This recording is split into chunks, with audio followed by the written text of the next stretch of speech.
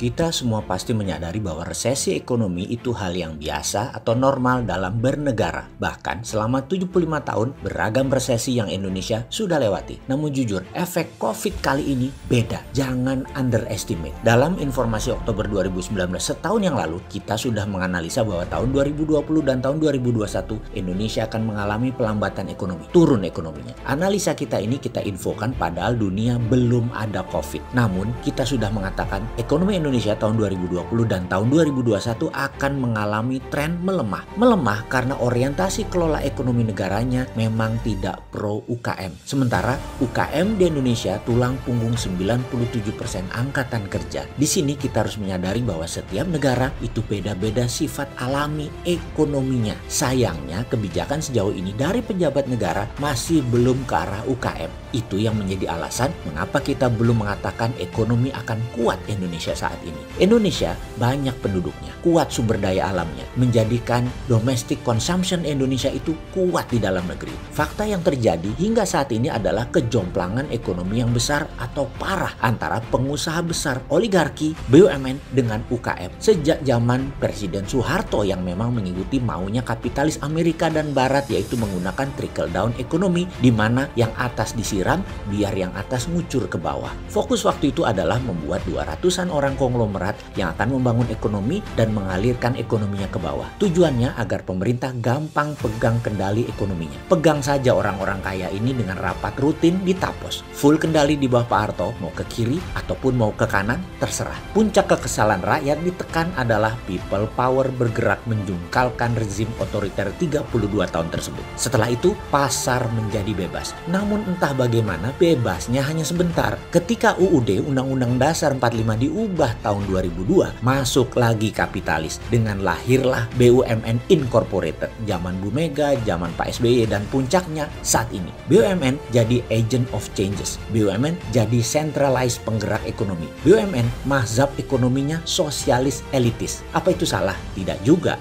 Tapi ini meninggalkan UKM. Dan meninggalkan UKM itulah yang salah. Lalu apa yang terjadi? Konglomerasi yang sudah 45 tahunan berdiri sejak zaman Pak Harto merangsek masuk lagi, pegang kendali lagi. Mulai mepet ke siapapun pejabat negara. Mereka, oligarki ini, pegang pasar kanan kapitalis elitis. Di sisi seberang atas, sosialis elitis dipegang BUMN sejak 20 tahun ini. BUMN pegang pasar kiri. Sempurna sudah. Sekarang diberi kekuatan tambahan lagi dengan dua undang-undang yang maha dahsyat pengaruhnya untuk para BUMN elitis dan kapitalis elitis. Para oligarki dengan undang-undang Minerba. Kemarin yang kewenangan pusat menjadi sangat kuat. Juga Omnibus Law yang menguatkan kekuatan elitis. Wah, ini kekuatan impian banget bagi siapapun penguasa, pejabat, dan oligarki. Karena itu di hati kecil banyak yang bertanya, bener nih buat rakyat? Bener nih buat meningkatkan kesejahteraan rakyat? Karena itu saya dari kemarin ragu, sangat ragu bahwa semua ini bisa meningkatkan kesejahteraan rakyat. Mau bukti? Bagaimana kalau kita cek kuartal 3 pasti resesi tahun ini, pasti minus. Lalu kuartal 4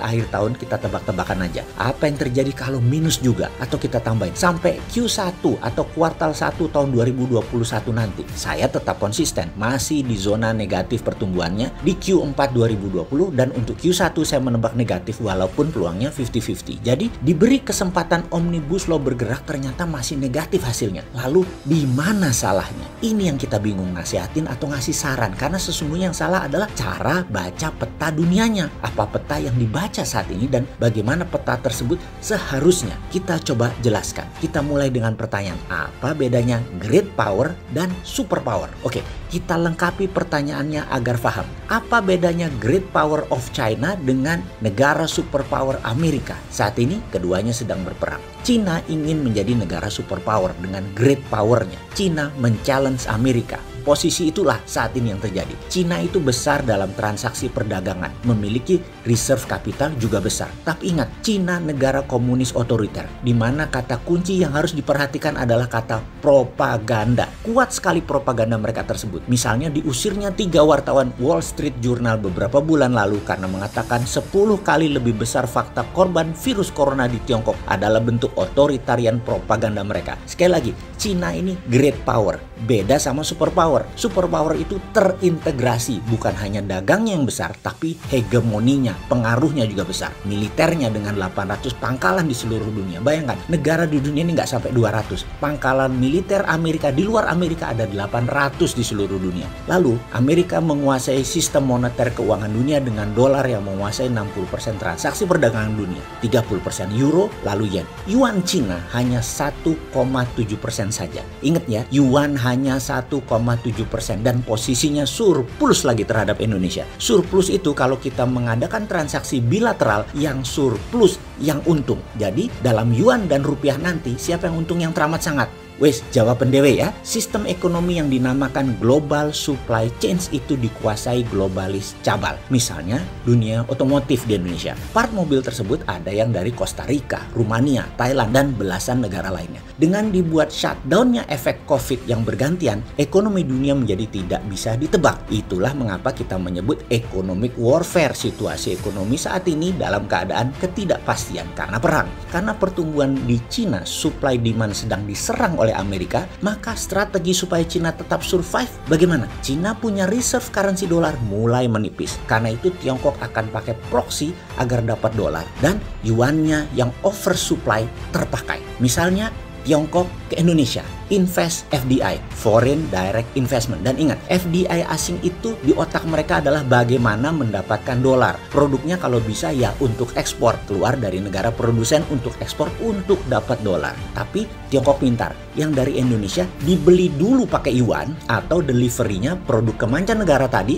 Tiongkok akan menerima dolar. Tetap saja Tiongkok perlu dolar. Sekedar mengingat, kerja sama jual belinya pakai yuan, tapi produknya yang nanti dibeli Cina pakai yuan adalah barang yang Tiongkok akan jual lagi untuk menghasilkan dolar. Apakah Amerika diam saja? Ya enggak lah. Yang Amerika lakukan agar investasi direct Tiongkok tadi tidak menghasilkan dolar bagaimana? Negara yang menjadi konco dalam tanda petik temannya Tiongkok yang terima yuan dicoret statusnya dari negara berkembang menjadi negara maju. Jadi mulai ngerti mengapa Indonesia dikeluarkan dari negara berkembang jadi negara maju. Kalau negara berkembang ekspor ke Amerika, pajaknya murah. Katakan 5% pajak masuknya ke Amerika. Kalau negara maju, pajaknya 20%. Kita Indonesia yang jadi serba salah sekarang. Sok genit dengan Cina ternyata nggak dapat banyak manfaat. Buktinya sudah 6 tahun diperes-peres susunya seperti sapi, tapi nggak dikawin-kawin. Dengan Amerika, sok genit-genitan mau ajak balikan. Tapi sekarang Amerika lihat Indonesia nggak seksi lagi, barang bekas Tiongkok. Indonesia kayak mantan minta balikan karena pas diputusin kok nambah keren ya mantannya. Indonesia bingung jadinya, diharap dikawin Tiongkok ternyata diperes-peres doang. Kegeeran Indonesianya, merasa seksi, punya sumber daya alam bagus. Bener, sumber daya alamnya bagus. Yang nggak bagus genitnya dan ganjennya. Amerika sudah pacaran dengan Thailand, Vietnam, Kamboja, Laos, Myanmar, dan India. Jadi apa solusi ke depan wahai pejabat? Ekonomi kita ini tekor terus, bisa-bisa membawa kemiskinan. Kata sahabat Rasulullah, kemiskinan itu dekat dengan kekufuran. Ayo, mana solusinya? Pokoknya jangan si bosman yang sontoloyo ini ditanya. Takut dikira ngeledek. Saya mah pedagang kecil pak, pengen sehat dan damai, NKRI-nya itu aja.